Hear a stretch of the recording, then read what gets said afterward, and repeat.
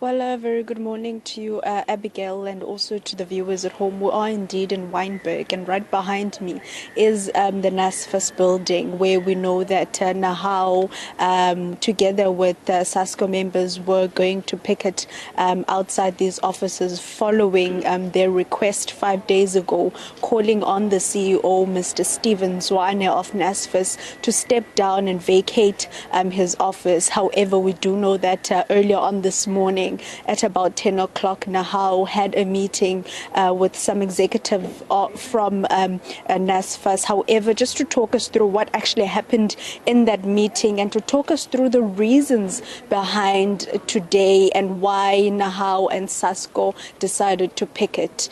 Just give us an update of the meeting and also the reasons why there was going to be a picket outside the NSFAS offices. Well, good morning to you and good morning to your viewers at home. Firstly, there was supposed to be a picket that was supposed to start at 11 today, but the picket was going to predecess a meeting where we're going to meet our members to give them an update on the ultimatum that was given to the CEO. So the management then denied our plea to meet our members at 10, saying that meeting during working hours will eat into the issue of productivity. Thus, they only allowed us to meet with our members during lunchtime, which we feel that is very upset in the sense that lunchtime it's time for workers where they need to go and get refreshments to replenish themselves so that they come back with more vigor to do their work. So thus we rejected the offer of meeting during lunch. So currently as we speak, there are marathon meetings where we're still meeting with HR to try to resolve this matter, because we feel that it is meant to stifle our call for the CEO to vacate the office. That doesn't deter us. In fact, it reinvigorates us to work with more vigor in trying to get him to leave, because we're of the view that we have genuine demands, and our call for him to resign is a genuine and positive one, because with him at the helm, the scheme has failed to do what is meant to do, which is to fund education for children from working class and poor background. So not only is he failing those students, but it's basically failing the country at large, because young people are the future of this country. They are future leaders. So if we don't invest in them and we don't invest in education, then we are facing a very doomed and bleak future. So it is important then that we invest in these students. So with the current situation here and the scheme being at the stage of collapse, we don't see that happening. Thus, we are prepared to ensure that this issue is resolved and is resolved amicably. I mean, we did mention that this issue was going to be handled within the ambits of the law, but it seems that management wanted to use high-handedness. Thus, we see many police just behind us waiting to maybe quell the picket. But we will not be deterred by all of that. Instead, we are more determined to ensure that we fight this until the bitter end. Kaya, yesterday we are aware that NSFAS, including with other organizations, were appearing before the Parliamentary Committee of Higher Education and Training, where Mr. Zwane, who NEHAWU is calling for his removal from office, was present, and they were giving feedback as to the stumbling block of, or rather the reasons why they haven't allocated NSFAS funding fully. Just talk us through what are your thoughts on the CEO's presentation yesterday regarding the allocation of funding. Well, firstly, we don't recognize him as the CEO of the scheme because, one, he's not eligible to in that position. He did not apply. He only got the job because he's close with the outgone chairperson of the board. So we don't take him serious. We don't take serious his presentation. So we can't really engage a presentation from someone which we feel is ineligible. So it's neither here nor there. What must happen is that he must stop going to Parliament to give presentations. What he needs to do is to vacate office so that that position can be occupied by someone who is serious and who's obsessed about funding of students and opening the doors of learning. So you must stop this thing of going to Parliament and vacate the office.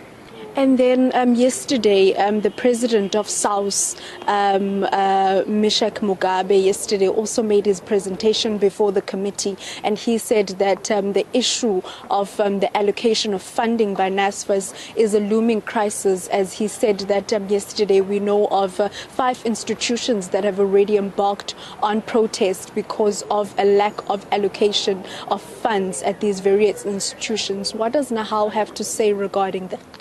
Well, to say the crisis is beginning to take shape is an understatement.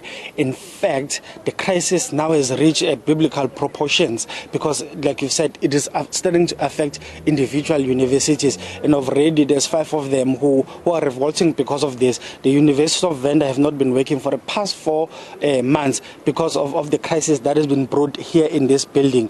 So we believe that to avert further collapse of the scheme and the crisis that will engulf our education system, this man must leave office, because him continuing being there will just obliterate the scheme to the ground. So it's very important that he leaves as soon as possible and the minister goes ahead to install an administrator which will oversee the scheme. And of course, as concerned parties from both the student leadership and the union would want to see the terms of reference that will be given to such an administrator, because we're interested, the stakeholders, so that we see whether that process will be able to salvage the scheme. If it doesn't do that, then we'll be forced not to agree with that, because of course we do have gripes that we want to raise with the minister. For instance, a few months ago the minister did admit that the scheme was at the stage of collapse, and then a few months later she says it's doing well. Those are issues that we're going to raise in a meeting that we're going to have with the minister, because we feel that this is a societal issue that society needs to back us on, but we'll continue with the issue up until it's resolved. And then lastly, Kaya, just to wrap up quickly, what is then the way forward? We know that there was supposed to be a picket here, however, that didn't go ahead. What is the way forward regarding the crisis that you're talking of? Well, basically, like I've said, the talks are ongoing now as we speak. Our leadership, the leadership of the union, is meeting with management and the HR of NSFAS to try to find a future date where we'll be able to engage members and then continue with the picket. But over and above that, we're already steaming ahead with plans to have a picket, a march here, which will be done in conjunction with SAUS, SASCO, and NEHAWU on the 31st of this month. We will come here and vent our anger at the injustice that has been done to poor students who want to access higher education. So this is not done, not by a far shot. In fact, it's the beginning of it. It's a battle we're not determined to lose, and we'll fight until the bitter end on behalf of the student and the country at large. Thank you so much. That was Kaya Xaba, NEHAWU's national spokesperson, saying that this is indeed the beginning of a long battle, and they are still calling on the CEO of NSFAS, Mr. Stephen. My apologies. They are still calling for Mr. Stephen to step down and vacate his office. And they are also calling on national government and the Minister of Higher Education and Training to intervene in the crisis, as they are saying that it has affected many institutions. And one of those institutions is the University of Venda, where we have seen students protesting due to a lack of funding allocation from NSFAS. That is all we have. Back to you in studio. All right, thank you very much for the update. We'll check in with you a little bit later, Nasipi, to find out if there are any further developments. Afro Worldview reporter Nasipi